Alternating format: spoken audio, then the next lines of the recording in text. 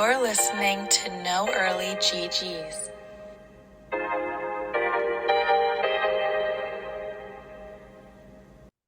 Hey everyone, and welcome back to episode 64 of the No Early GG's FPL Draft Podcast. I am running solo this week as Noah has other obligations, so we are back split, unfortunately, and I will be talking to myself for probably about 30 minutes about the upcoming game week. I'll also sadly review how Noah and I's teams did in not that much detail because we both lost this past weekend. Noah and I already talked about the waivers that we had made.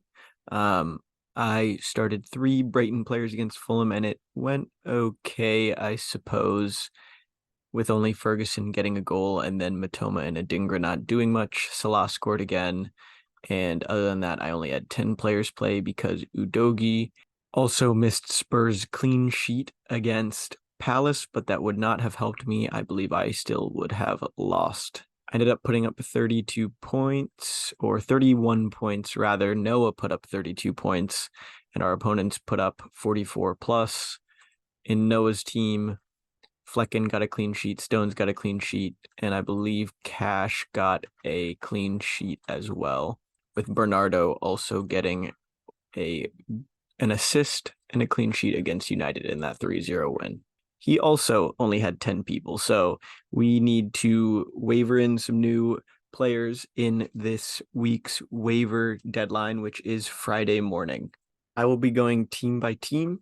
We usually do fixtures, but I wanted to go in alphabetical order and kind of talk through some waiver ideas for each team and talk about their upcoming fixtures, because I think that gives a good picture of players that might be good pickups.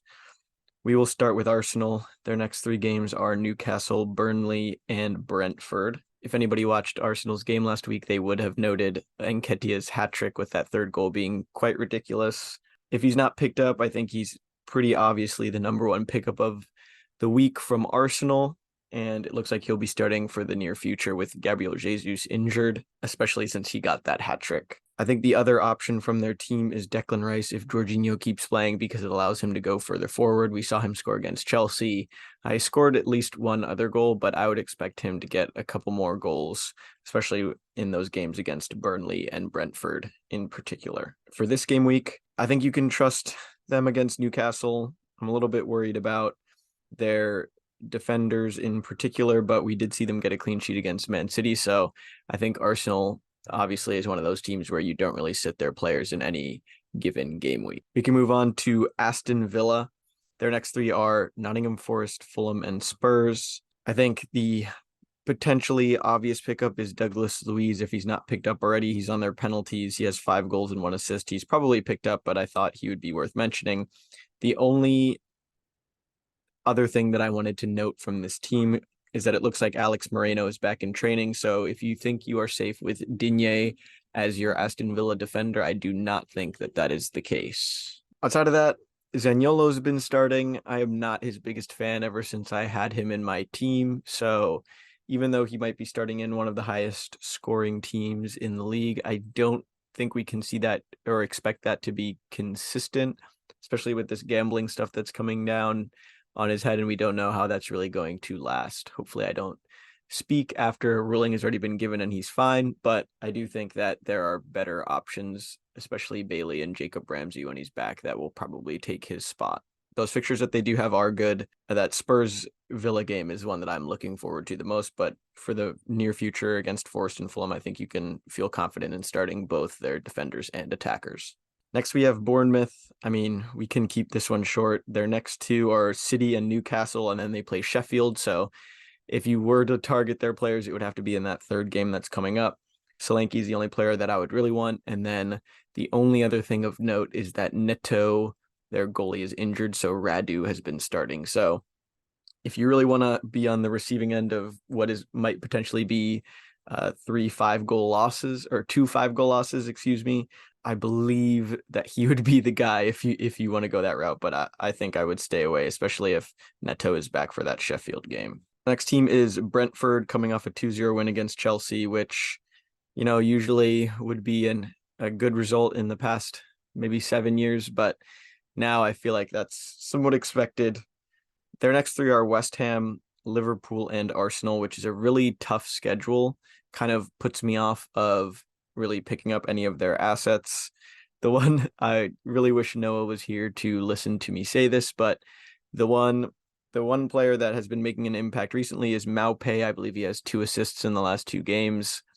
I am not his biggest fan. I have a question mark next to his name, especially with the games that they have coming up. I think I would probably stay away unless you're very, very desperate for a forward option. I think there are other good options that might be available in smaller leagues on the waiver wire, like a Chris Wood. Next up, we have Brighton. Their next 3, they might have the best 3 fixtures coming up, other outside of Crystal Palace. Brighton's next 3 are Everton, Sheffield United, and Forest. Like I said, I have 3 of their players, which is something that I'm not usually a fan of. I do think for these next 3, you can expect some points off the bench for their players. I think they'll get back to their winning and high-scoring ways. So Adingra, who I picked up last week, Fati, Pedro, I think are all good starting options, even if they come off the bench against these 3 teams. Estupinian is also back. I mean, De Zerbi is hard to predict, as we have discussed with Noah before. So I picked up Igor Julio and then dropped him. He did end up starting. They did not keep a clean sheet against Fulham. So maybe their defense is something that I am forgetting how poor they've been recently in light of how good they've been in the past. So if you think you can predict De Zerbi's starters, I mean, Estupinian is pretty much a lock to start along with Lewis Dunk, but the other 2 positions have been a toss-up pretty much all year and since he's been the manager. So if you do think you know who's going to start, I would predict probably Veltman and either Webster or Igor Julio. There's always Van Heck as well. I would go ahead and try to pick those players up because they probably will keep at least 1 or 2 clean sheets in the next 3. Burnley is the next team. They have Crystal Palace, Arsenal, and West Ham. I mean, I was avoiding Burnley already. Lyle Foster's probably the only player other than their keeper that I would have rostered in any league. We can move on to Chelsea, which sadly is a pretty similar situation. They have the hardest 3 next fixtures in Spurs, City, and Newcastle. I still have Jackson and Cole Palmer, which is making me quite an unhappy manager. This week I did drop out of the tie for first, so I am firmly in second place by 3 points now. I think the one player to have on their team is definitely Cole Palmer. At this point, he's impressed the most, and he's on their penalties. Crystal Palace, like I said, have great fixtures as well. Fulham, Everton, and Luton. I love their defenders. They have Joel Ward and Mitchell, who are actually available in our 12-man league. So I think if you can get in on their defense, then you will be set for the next 3 weeks with a strong starting defender. And then Eze and Elise are also back very soon. So if you want to get the jump on your fantasy opponents and get 2 pretty good attacking assets that'll revitalize this team, then I would do so this week. And hopefully you get them against Everton and Luton. Speaking of Everton, they are next. We have Brighton, Crystal Palace, and United next. Just like Burnley, not really a big fan of these players. I think DCL and Doucouré are the standouts, but they're probably about the only 2 players that I would take from this team right now. And I don't think I would be starting them. I'm changing my mind live. I probably would start them against all 3 of these teams, given how Brighton, Crystal Palace, and United have been, particularly because you know that they're going to start and could potentially get you 2 points, which are an important 2 points sometimes. Next up, we have Fulham. They have Manchester United, Villa, and Wolves. I think Andreas, sadly to say, might be droppable from my point of view now. He did not start the last game, and he got subbed at 45 the game before. He just doesn't really seem like he's doing that much. I believe I said Willian would be my preferred Fulham asset last week, and that has not changed one bit. I am very hardly avoiding these players at the moment because the fixtures are not favorable, and I would only really trust them if they're playing like a Luton or a Bournemouth, that's for sure. Next up, we have Liverpool. They have Luton, Brentford, and then City.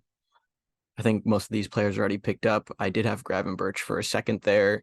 He does start their games, but he does get subbed early. Just like last week, he went off at 58 minutes, so I'm not sure if he's the best asset. And then the only other thing to note is Tsimikas is still starting, so if he's not picked up already, he should be. Luton, I actually didn't even write down their next fixtures. I think Morris is the only real player that you can take in bigger leagues. I'd probably pick up Ugbene too if you really need a forward, but Luton. They're in the relegation zone right now.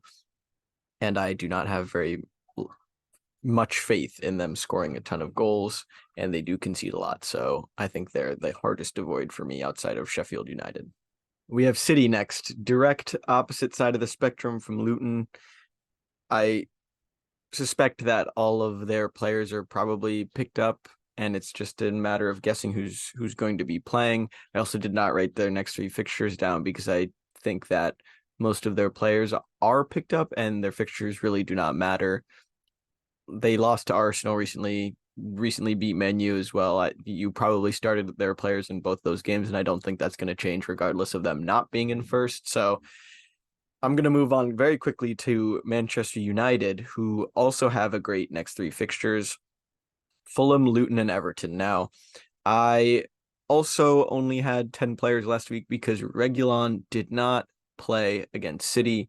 He just started their Carabao Cup game today, so I'm hoping that means that he's back and ready to start this weekend. But I just don't really understand what Ten Hag is doing at this point. That back line that he started against City was a joke, and I suspect he might change it this weekend to actually include a left back, and that would very much help my team out. Otherwise, I probably will be playing with 10 again. I think McTominay might actually be an okay pickup. He is the highest in form of the available players right now in our 12-man league, and these three teams are teams that he can score against. I mean, he scored a brace in 4 minutes a couple weeks ago. The only other thing I have written down is Antony. He's probably my least favorite player in the league, but if he's starting on this team against those three teams, hopefully he can actually do something for once. So I might be backing him sadly, but he is also a rotation risk, and I do not think he's very good. So maybe take what I'm saying with a grain of salt. Newcastle is up next. They actually just beat United in the Carabao Cup, and they played five fullbacks, which is a ridiculous team for United to lose to.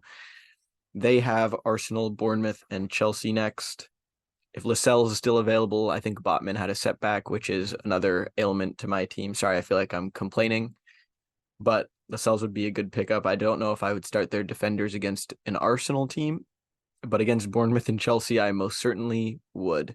The only other player that I would mention is Longstaff with Tonali's ban, and then Wilson.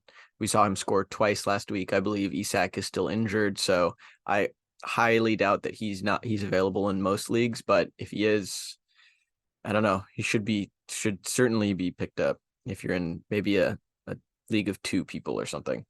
We have 5 teams left. The next one is Nottingham Forest. They have Villa, West Ham, and Brighton. They're always the oddest team for me to gauge. I'm a very big fan of Gibbs White. Awani is still out. Noah has Chris Wood. I think he is a good pickup. I would rather have him than Maupay, I think, because Maupay is usually a healthy scratch from the Brentford team, although Chris Wood also is. Let me actually double check when Awani is supposed to come back before I make such a claim.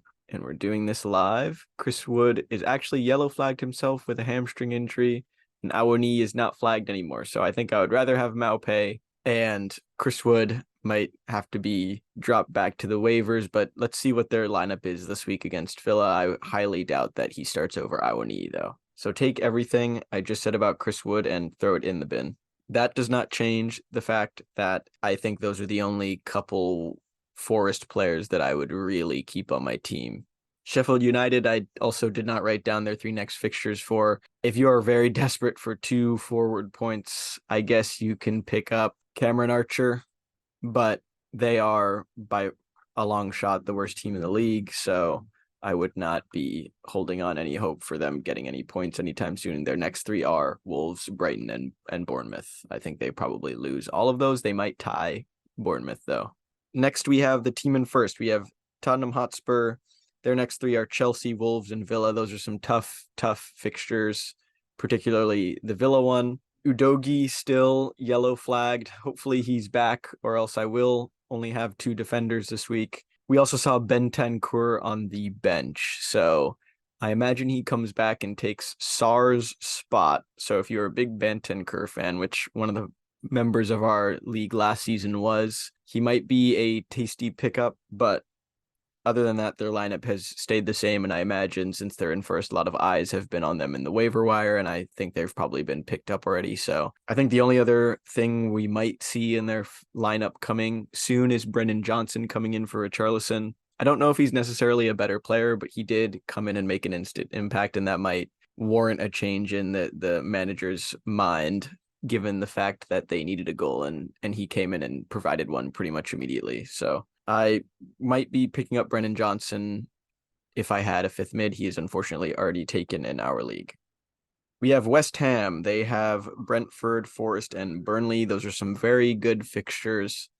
They did just lose to Everton, I believe. So I did pick up Cresswell last week, and it did not go very well for me. They did bounce back with a win against Arsenal today in the Carabao Cup, so maybe they're back on the rise.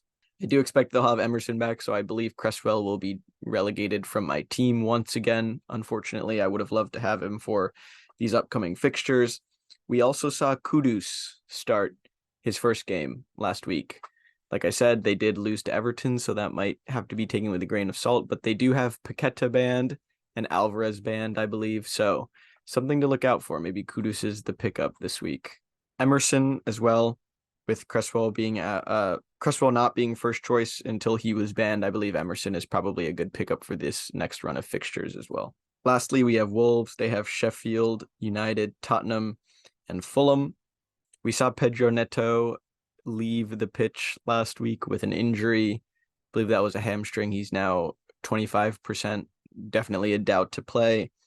I think this hurts them a lot. Who replaces him? Sarabia, their really tall forward, Kalajic, or however you pronounce his name. It remains to be seen. Hwang certainly replaces him as their best asset now, but I do think their attack is very much weakened. I would start their defenders against Sheffield and Fulham, though, because those are two very poor teams.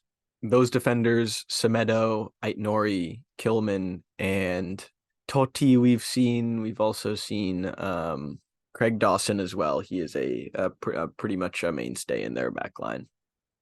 I think that's going to do it for episode 64 of the No Early GG's FPL Draft Podcast. Hopefully next week we'll have Noah back, so it's not me talking to myself, but hope everybody has a great game week, and always, as we say, no early GGs. You're listening to No Early GGs.